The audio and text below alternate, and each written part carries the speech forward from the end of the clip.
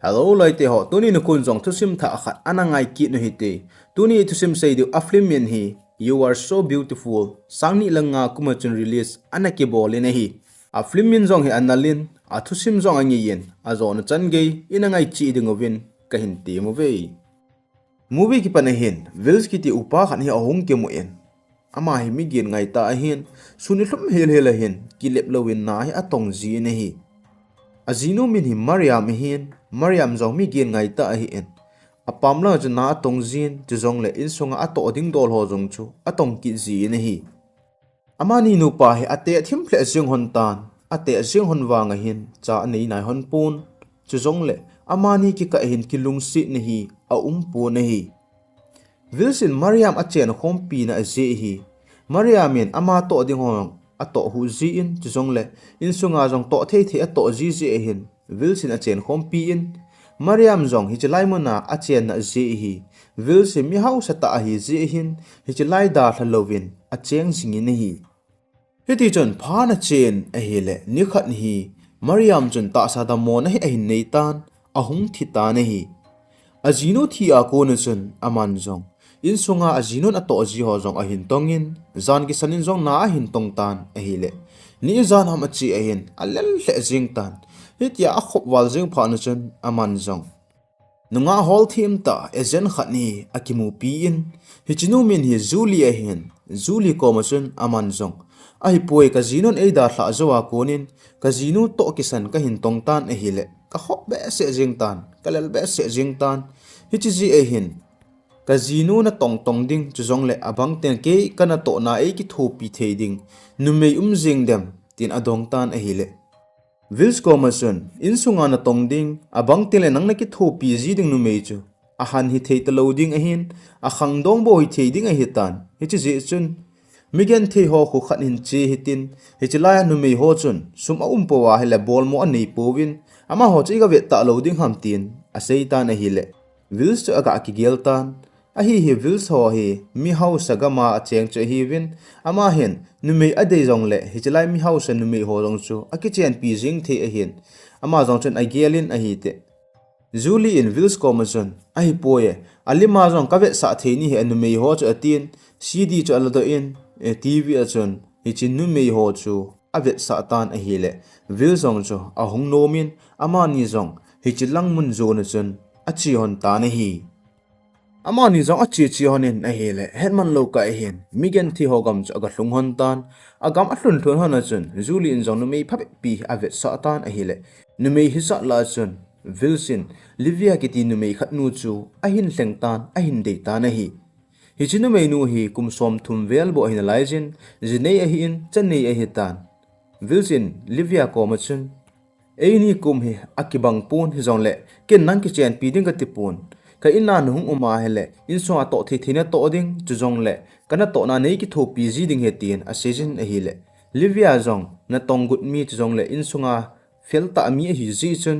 tu a sum angai chat pe na hi kin ji chun ama jong a tha no min hi ti chun vil ko ma ga ding chun anom ta na hi Livia te a ha sat da no hi anu apa hi ate tan na tong thi a hi hon ta pon in sunga hin so pi nu me khat le hi anei ki nin ama hi jinei a hin chan me khat anei zo hin ama wang set lu nin ajipa tu hin a ki tapon tu a hi ama to so pinu le bo na tong the a hi in hiti chan aman zong Vils koma a chi ding thu chu anu apa kom a so pinu kom chan a sei pon anu apa kom chan mun cho ma sum lo a ka chi ding he ti in a so pinu kom zong chan naw sen phaten an ve na tin aman zong pu ki go nin Vils nung chu a zui ta na hi amani zong a chi honin a hele hetman lo ka hen Vils te en he ga hlung hon tan hi chini zan chon Vils in zong Livia chu agi na ding mun hi asu thing pi in amani zong mun chum hin a ki chol do hon ta na hi jingna kho hi ong he tan Vils in zong na atong tan ana to pe na chon Livia en ne ding a simin aga tha pi tan a hele ama zong garia kon chon a hung kumin ame hun chu aga ave in a hele adei mo thim ji chun Livia Commerson hiti ta ai bola main hon ham atui do mai hon hi ding ham tin a season a hele Livia chon ep hele ne patte men tin a season a hele Will Johnson bu chu ga kila in hiti chana ga ne tan a hele ama gel sanga chun Livia mi hun chu ana tui hle zingin adu hle zingin hi phacham kha zo hin Wilson jong Livia chu in vela ato ding atham ding ho cha sei pi le le tan a hi le Livia chun Wilsa chan chu ve in a hi le amo nui jani ne hi ni thla hi ahong hetan Wilson jong Livia chu restaurant mun khana an ne ding hin apuin an hi ane pi ta na hi hi cha apui lo na je hi Wils lungela he Livia in hi cha an ane hon ho chu ipiti ki ho na ham hita bang chun ei hon pi ji han lang hi le ati chu a hi in hi jingka he ahong he kitan Livia in song hi chlai in mun chu ama in ta bangin ai gelin ato ding atham ding ho jong chu ki tuk che na hin atong in hi vailang hin Wils in Livia chu mun khana hin kite na khat he omin hi cha chu Wils azaw ding a hi in hi ti chan man jong a hin puitan a hi le Wils to Livia ahong ki thon lut hon chu alim amel hon chu ki thu pon mi ho chan ave so jeng win Wils chu kite na na ga zawin Livia chu anoi lang chu no omin a hi le gothlang izat nam hin Livia chu nunga a hi sawin hoi a sawin ako min a chin aga kholim pi win Wils ho loi jong athil sim kite na he hin bol ta win a hi le Wils chu ahong ha ta na hi Wils ong ha na chun Livia in ja ki pa pi hle zingin hi chi zo chun Wils in aloi a gol ho ko ma chun thil asim dan thu chu sejin a hi le alang khana Livia chu hi chi gothlang a dei chu ho chun a kholim pi win a ki dai pi win a hi le Wils in hi chi amu do pha na chun phamo as hle zingin alung a hangin Livia chu aga na theibangin in lam zon dingin a hin pui ta na hi zan ahong hetan Livia jong zan ki chol do ding ati in a hi le ako ma lem khat akiwa aji chun a i mu theji pon aman jong pon a hu kumin a ki chol do go tan a hi le hita ki chol do go lai ta chun Wils chu in su chun ahong lut khatan Wils in lem pon gi hukum amu pha na chun alung ahang be se jengin agala do in Livia ko ma chun epida pon hukum ham ka kha hen lang le in ka din he lo ham tin a pho in a hi le Livia chun ngai dam a ki thu min ngai dam a ki thu wang chun Wils a ki kho sa te in a pho te in a hi le Livia jong chu alung ahong na tan alung ahong hang tan alung hana ki khon pha na chen Wils so khat vi a bengin atoka ki chenin a hi le Wilson huya na chi gon hamatin a hi le Livia in ka po do ding a hitai nang na phamo wal jeng ati in Wilson aza da wanga chen Livia alung hana ki khon ta ji chen ina ko na chen a po do ta na hi Livia ina ko na po do zo chen Wilson jong hungkile ki nan ti ati in hiti chen ina chen anga tan a hi le pha so thim ta anga azowin jong Livia cha ahong mong tapon hitia ahong lo mong pha na chen ama jong chu alung agimin zotin lami phalo wa ge to kha in ti ati in aga na thebang in gari ki manin aga hol le jing tan a hi le phone ball na mun khana hin aga mudo ta na hi hicha chu Livia in a in ko te jo ho pi ding ati che hin a hin la number he lo se chen a call do thei pon Wils on che in Livia cha ga pui go tan a hi le Livia alung han wal jing ji chen a chi no mong pon a hi le Wilson ngai dam ki thumin aban hitia chu ka pho lo ding a hitai imacha ka sei ji lo ding a hitai ati in ngai dam thum jeng tan a hi le hi cha chun Livia jong chun angai dam thum cha hin san pi in lungki tu ta chun in lam a hin zon hanin nom te na ki chol do han ta na hi jingni ko he ong he ki tan jingka a hin Livia in jong ane hon ding chu sim tan a hi le Wilson sa chi in Wilson jong kamdam ane ma chan a ho pi in hiti chan ka ki tho pi in a hi le Livia jong cha ki pa hle jing in hi Livia in jong a in langa a cha te a ho nom ji je chun abang ka ateng len fona bol jin a ki ho pi ji in hi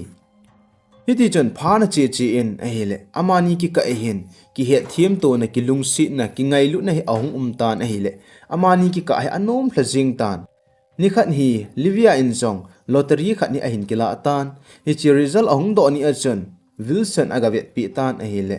Livia cho ana phau khatan sumtam ta pi ha hin mutan hi chu Wilson be khat in a hin chun pi in aga na thebang chun in a zonin Livia cha sei pi in avet sa tan a hi le Livia cha ki pa be se singin a kolin ki pa thu hi a sei ta na hi hi ta sumtam ta pi amu phana chen ka gen thei na wang hi a ki chai ta ya tin a gen thei na lo ta a ji chen aman jong hi chi sum se ki pa in lang chi ding thu hi a sei ta na hi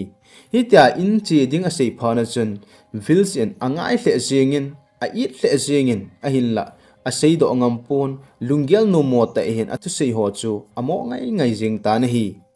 Vils in Livia in langa chi ding aza nom pon ahin la Livia akipa dan cho ve in ahile aza ada nge a hele achunga na sata a thasi dizi chun aman jong imacha seilovin ama umachun a sa ata ne hi Livia jong in lang chi ding hin aki gongin airport mun cho zone tan ahile airport mun athuna chun in langa achi ding len na jing na khuting labo achi ding hi cho in hetan ich pha jan aman jong cho the hi a cho in Vils te langa chun akile ki ta ne hi Hetman loka ahin Vils kom cho ga thlung tan Vils kom athuna chun athil cho ho cho ki pa ta na pi in jingni khoting le in langa achi ding dan thu cho season ahile Vils chun ama akipa na cho ve in ahile akipa pi in ahin la ada tha ding cho angai be si asingin nui jong nui nom ta lo chun au min ahi zan ahong hetan zan hen Vils in jong Livia koma cho alung si na angai lut na a it no cho seitan ahile Livia in jong Vils su analung si in anangai jin ana it le jingin hi jing jong le cha nei ji chen a chanu cho angai le jingin Vils koma chen e cha kaneyin ka cha ji na ka chi te te ngai ti na sejin ahile Vils in jong ai het himin heti chen jingka a hin airport mun a hin in langa chi dingin aga tha do ta nei Livia jong in lam zone hin achi tan a hele hetman loka hen a in mun aga hlungtan in a hluna chun a in sungmi te a cha te to hong ki muto in ki pa ta in a ta win a hi alang khana Vils jong Livia in ada thla zawa ko na chun Livia ngai nei hin kho hi amangin alungel he thei mong ta pon alona je het lo je chun aman jong Livia a haimil la thei ding thil aza za ni abolin numi aza za to ki muto in a hin la Livia wang chu amil thei mong po na hi nikhan hi Vils aloi ho chun Vils ave ovin a hele lungel no mota a jing chu a gelovin a hele Livia in ada thla angai a hi dan chu a head ovin a hi alang khana Livia in jong Vils angai le jingin Vils bang bang chun ama jong lungel no mota hen a jingin a hi Vils in Livia angai le jing wangin ina to ding tham ding ho chu don lovin to lovin a koi di pun gunchu na nei ta hin si a hin atong jingin a hi Livia in jong achanu akivenin inin a jingin a hi la ni khat hi a so pinu in a chan chu ave in a hi le aga na pa angai wal a hi a he ta ji chun Livia komachun Vils komin ki le ki tan tin a sei ta ne hi aso pinu in hitia ase chan akipa hle jingin a hin la achanu ada hla achi ding chu gelin a hile achanu chu angain alungel ano mo hle jingin hi phara chi chi in ni khat hi Vils jong ni si ato ngai banga chun gari chu akimanin na to ding atin ki tol pheitan a hile amasanga chun numei chapang khat ni a hin muta nei chapang nu amu chu ma jong alung adongin akum hle in amin aga dongin a hile hi chi koidang cha hilo Livia cha chu hitan a khel lang cha ve in hele Livia cha na ding tan Livia amu phana chun alung adong hle jingin agel lo lang be a hong kile kin hi ji chen ama ja akipa be se jingin akizun to honin akikol to honin ki pa ate in a cheng khom ta win hi hi che hen a movie jong akichai tai loite ho tuni thusimawa lungsi ni tabang ham mu thelu lungse akidan dan hi teni a ko na hin mu do thein a umi na hi chule numei nu jo nanga kitchen le chun Tehse pu chuna kichenpi dem ai lawa hele na don dajing ta dem na lungel komenan hin seidingin ka hin ti me tusim azona chan hin ngai jo sin bon chaw chuin ki pa thu khain sein video tha ahung ki taka asin ananga azingoi te